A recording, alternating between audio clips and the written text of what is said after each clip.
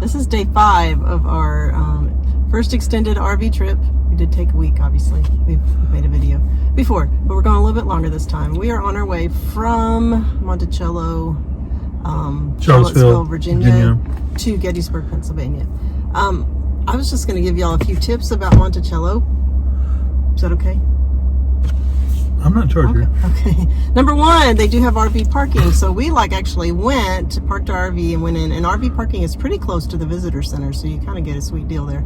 We're a little concerned about backing up, but it all worked okay. You pull in and then we backed up. The road up to the visitor center is really, really windy, and we're still new at pulling all this stuff, so we are a little bit stressed, but it'll be fine. They still have COVID restrictions. You can not wear a mask outside when you're touring the grounds outside or the visitor center, but when you go in anywhere, they ask that you would wear a mask. And people were really close. They have timed entry, so not a lot of people are inside the house at the same time, but we were still pretty, after a year and so much of being 3 to 6 feet apart, I felt a little uncomfortable. I like space around me. Also, I would recommend buying your tickets early. We did buy our tickets early, and we bought them for later in the afternoon. We were able to move them up because we got there earlier. But there were a lot of people there, and with more people traveling, they do sell out sometimes. So you don't want to get up there and get disappointed. Highly recommend going into the house. It's a little bit more expensive, but it was worth it for me to go in and see. Well, I think it's one of those things that even if you don't just revel in everything you see, you need the experience. And, yeah. Obviously there's some very controversial things about Definitely. Jefferson, and I don't know if you get all the facts there, but you get at least one side of the facts, and it's a very interesting period of history that we came through. And obviously he was an accomplished president, wrote the Declaration of Independence and all that. So if you're a history buff, you probably need to do it. You can get most of the information in other places, but hey, now we've done it. Yeah. And 2 things that struck me about Jefferson is, one, that he was constantly working, like on Monticello, he was just working on it and adding it and adapting it for a whole 40 years. So he never ever stopped. His mind was going continually. And the second thing was the importance of reading. And as a teacher, I try to tell my kids how important it is to read. And they're like, well, I don't need to read. I've got the internet. No, you have to be able to read. Well, no, you can watch videos. But there's something your brain needs with reading, and I'm sure our brains will adapt, but I'm not sure. I really believe in the brain science of reading, and a lot of our reading issues today, I think, are caused by other outside factors. Anyway, I like that about Jefferson. I'm reminded that Harry Truman said that all leaders are readers, but not all leaders are readers. I get that backwards all the time, but anyway. All leaders are readers, but no. So, not all readers are leaders, but all leaders are readers, I think is how it goes, and I butchered it every time, but anyway. Anyway, so I like that about Jefferson. Okay, well, we're going to get along the way. I think we're going to stop in Antietam, which is a Civil War battlefield. Probably more lives lost there than any American lives in history in any battle. So we're going to stop by there and get maybe a short drive around tour of that on the way to Gettysburg. We're history buffs. Can you tell? At least sometimes. Sometimes.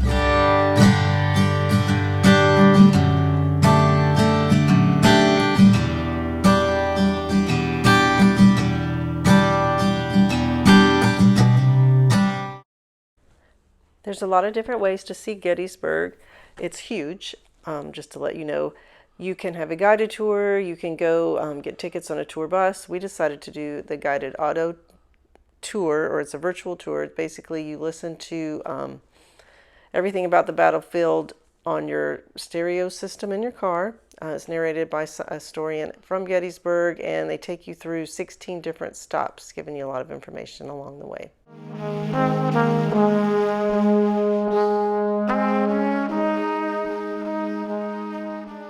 Okay. We're on Oak Ridge, where the Eternal Flame is, where Roosevelt came to commemorate the event. Many of the veterans that attended from both sides were in, average age of about 95. So it was the last known gathering of a lot of the Civil War veterans.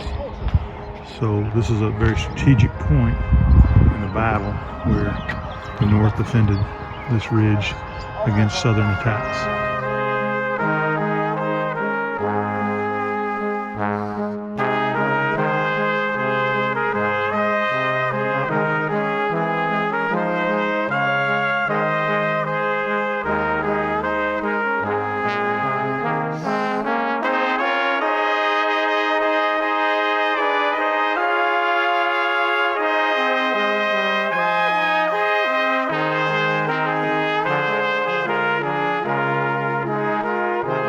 Sorry, from the top of Little Round Top.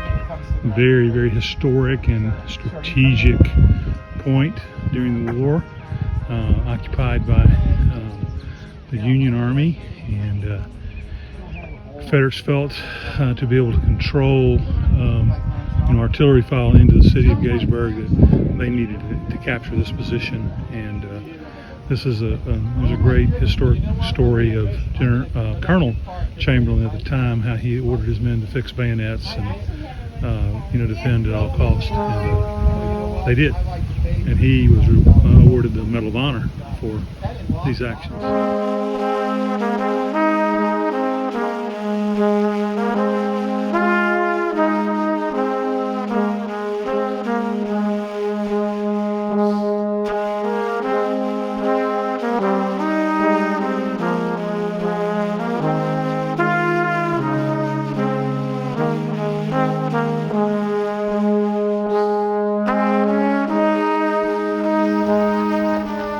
We are at the Eisenhower farm in Gettysburg, Pennsylvania. We just kind of looked at the battlefield earlier today, and we thought we would maybe check this out now. We're here at 5:30, and it says it closes at 5. I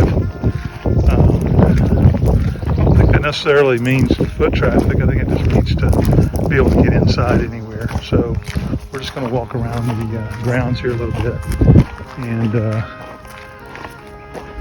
I don't know, kind of recognize the accomplishments of General and President Eisenhower. So this is I think the front of President Eisenhower. I guess then General Eisenhower when he bought it. And then they lived here from 1950. He was president from 1952 to 1961, or really 1953 to 1961. And then he,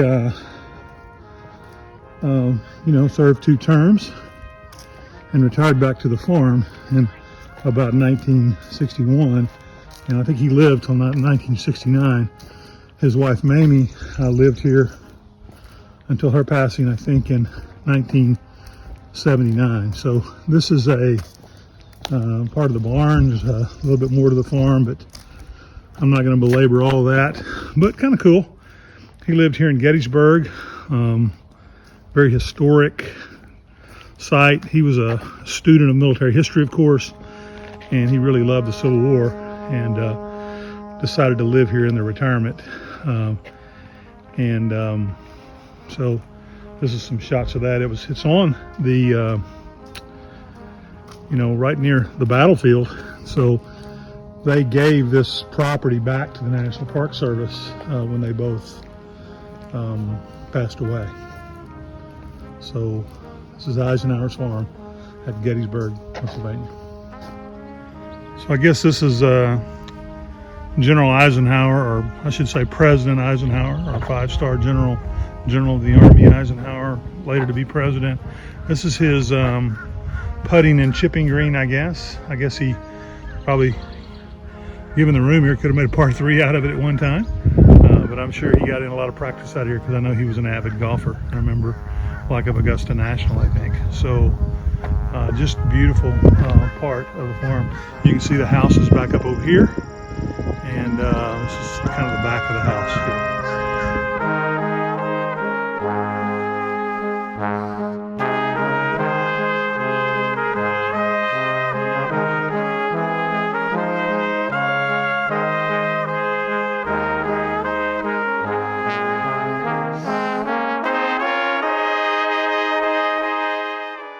I would would recommend that you start your visit at the visitor center. We didn't do that. We started things a little bit backwards, bought our audio tour separately. But if you go to the visitor center, you can decide what type of visit you want, and you can buy your tickets for the audio tour there. Also included at the visitor center is a spectacular museum and an orientation film, just to kind of give you background information on the Battle of Gettysburg. And then there's an incredible cyclorama painting that you don't want to miss. It basically is depicting Pickett's charge. It's 360 degrees around, and they narrate it, highlighting different parts of the battle. You can't see all of it because it's really, really crowded, but it's just an amazing experience. I did just check COVID restrictions. You need to check those because they have some. So before you go, make sure you check them out. We are in the Gettysburg National Cemetery, Soldiers National Cemetery. This is where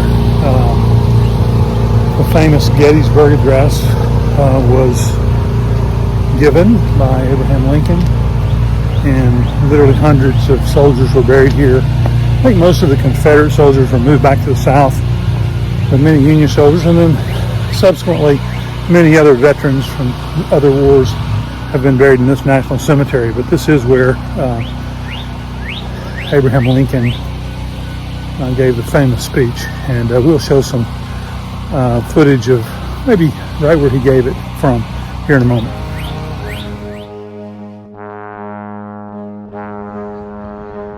This monument is a Kentucky monument.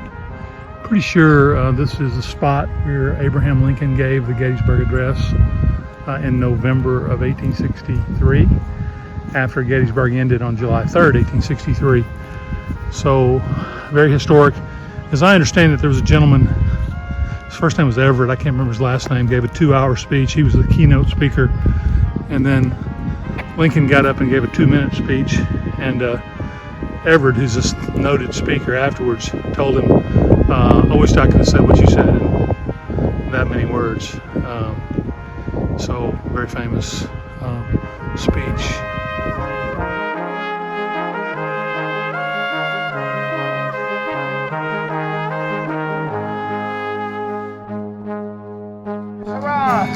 Down with the traitors and up with the stars, and we'll rally round the flag, boys, rally once again, shouting the battle cry of freedom.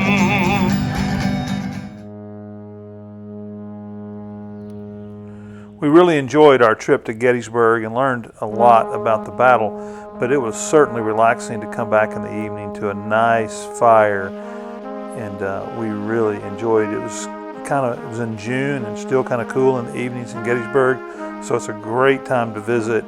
Pretty hot during the day, but cool at night. Now, hey, thanks for watching this episode.